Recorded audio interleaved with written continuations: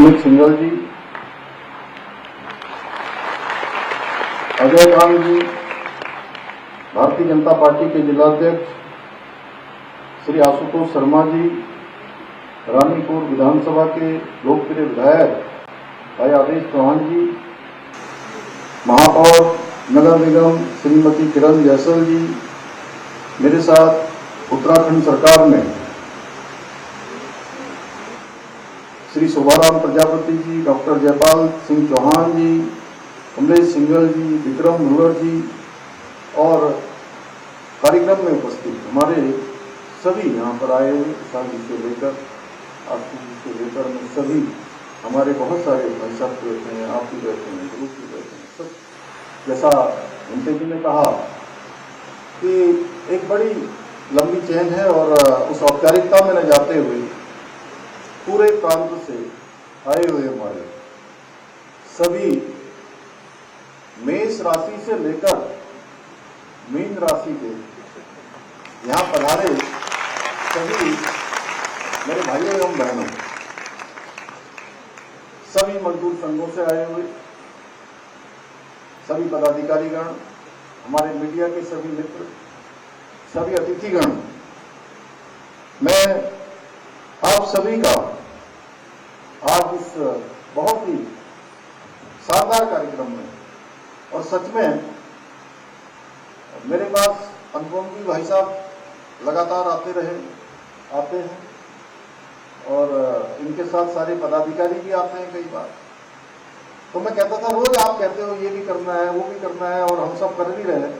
आप कभी हमको बुलाते भी नहीं हो। तो आप सबने आज ये कार्यक्रम आयोजित किया और बड़ी संख्या में किया। सच में जैसा सुमित ने कहा कि जितने लोग इस सभागार में बैठे हैं, सच बताऊं उससे कम से कम 5 गुना लोग इस सभागार के बाहर हैं। जो बाहर है अंदर है, कोने कोने से यहाँ पधारे हैं। मैं सभी कार्यकर्ता बंधुओं का, आप सभी का, महानुभावों का मैं हृदय से उत्तराखंड राज्य के मुख्य सेवक के रूप में आप सबका स्वागत करता हूं, आप सबका अभिनंदन करता हूं। और साथ ही आज के इस अवसर पर हम सभी का जिन्होंने एक लंबी यात्रा तय करके हमारे बीच में पहुंचे, जब मैंने उनसे पूछा कि आप कहां से आ रहे हैं तो उन्होंने कहा मैं केरल था, केरल से पूना गया, पूना से दिल्ली आया और दिल्ली से यहाँ रेल के माध्यम से, ट्रेन से वो हमारे बीच में पहुंचे हैं। मैं बीएमएस के राष्ट्रीय महामंत्री श्री रविंद्र हिंते जी का भी मैं देवभूमि उत्तराखंड आगमन पर हृदय से स्वागत करता हूं, अभिनंदन करता हूं और मेरे लिए ये बहुत हर्ष का विषय है। सच में आप सबसे बड़ी ऊर्जा प्राप्त हो रही है मुझे। मैं जब देख रहा हूं कि मजदूर संघ का हमारा क्या बड़ा स्वरूप, एक विस्तार रूप जब हमारे सामने हम देखते हैं तो सच में बड़ी ऊर्जा का अनुभव होता है। क्योंकि मैंने भी बहुत संगठन, जब बहुत कम संख्या में लोग थे, मैं भी संगठन का एक सामान्य कार्यकर्ता, छोटे कार्यकर्ता के रूप में और प्रारंभिक रूप में जब मैंने देखा कि अनेक परेशानियों का सामना संगठन में लोगों को संगठन खड़ा करने में होती है, अनेक चुनौतियों का सामना करना पड़ता है। साथियों, भारतीय मजदूर संघ आगामी 23 जुलाई को अपनी स्थापना के 70 वर्ष पूर्ण करने जा रहा है। और अभी मैं हिंदे जी भाई साहब से कह रहा था, मैं गलत नहीं हूँ तो शायद मैंने कहा सबसे पहले विद्यार्थी परिषद बना, फिर जनसंघ बना और उसके बाद हमारा भारतीय मजदूर संघ बना। तो 23 जुलाई को अपनी स्थापना के 70 वर्ष पूरा कर रहा है और आप सबका एक कार्यक्रम भी आज इसी निमित्त हो रहा है। और सच में ये जो 7 दशक की यात्रा है, इसमें बहुत विस्तार से अनुपम जी ने भी बताया, रविंद्र हिंते जी भाई साहब ने भी बताया कि तपस्या, संघर्ष, श्रम और राष्ट्र निष्ठा की गौरव गाथा। यानी कि मजदूर हमारे कितनी भी परेशानियों में क्यों न हो, हमारे श्रमिक भाई कितनी परेशानी में क्यों न हो, उनके लिए वो नारा नहीं फिट बैठता कि चाहे जो मजबूरी हो हमारी मांगें पूरी हुई। आप तो हमेशा से राष्ट्र प्रथम, यानी कि मेरा देश पहले है, इस विचार को लेकर लगातार काम करते रहे और जिसने भारत के मजदूर आंदोलन को भी स्वदेशी विचारधारा से जोड़ते हुए उसे एक सशक्त वैचारिक दिशा प्रदान की। भारतीय मजदूर संघ ने स्वयं को केवल श्रमिक हितों की रक्षा तक ही सीमित नहीं रखा, बल्कि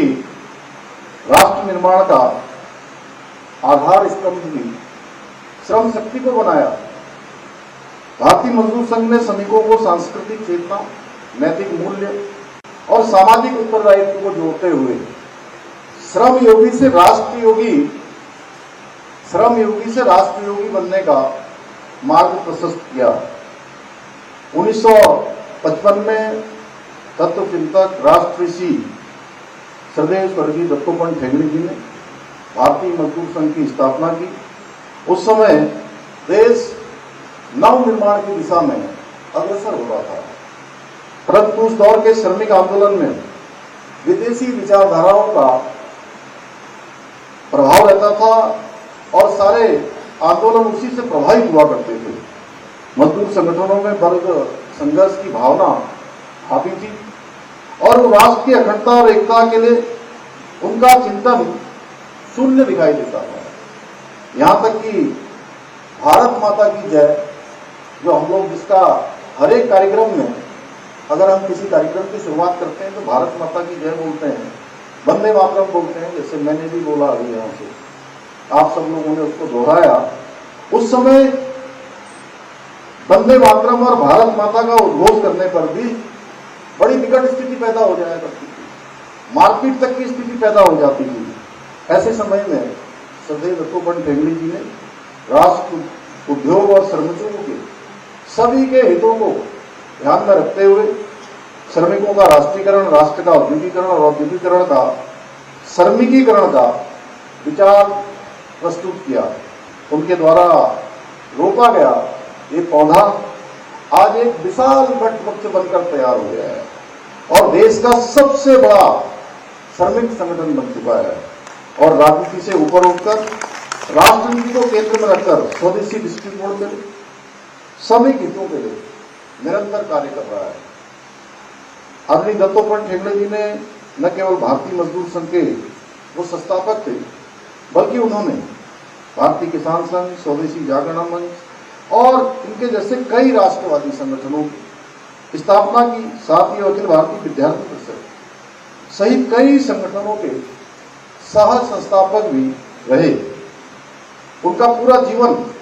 संगठन निर्माण, राष्ट्र चिंतन और वैचारिक क्रांति का जीवन उदाहरण रहा। उन्होंने समाज के प्रत्येक वर्ग को राष्ट्रीय पुनर्जागरण के यज्ञ से जोड़ने का काम किया। उनके विचारों से नेतृत्व क्षमता, तपस्वी व्यक्तित्व ने एक ऐसी वैचारिक क्रांति को जन्म दिया जिसने देश के श्रमिकों को, किसानों को, मजदूरों को, विद्यार्थियों को और बुद्धिजीवियों को राष्ट्र निर्माण के लिए संगठित किया। राष्ट्र निर्माण की दिशा में उन सभी को प्रेरित करने का काम किया, एक दिशा और उनको मार्ग दिखाने का काम किया। आज के इस अवसर पर मैं सच में उनका यहाँ चित्र लगा, हमने माल्यार्पण किया, पुष्पांजलि करी। मैं राष्ट्र ऋषि श्रद्धेय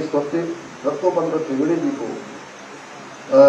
कोटि कोटि नमन करता हूँ, जिनके कारण से आज ये संगठन इतना, जिनकी प्रेरणा से आज बच्च और दुनिया का इतना बड़ा संगठन मिल गया। साथियों, आज उन्हीं की प्रेरणा से हमारे प्रधानमंत्री श्री नरेंद्र मोदी जी के नेतृत्व में भी सशक्त, श्रमिक, समृद्ध राष्ट्र के संकल्प के साथ विकसित और आत्मनिर्भर राष्ट्र बनने की दिशा में हम आगे बढ़ रहे हैं।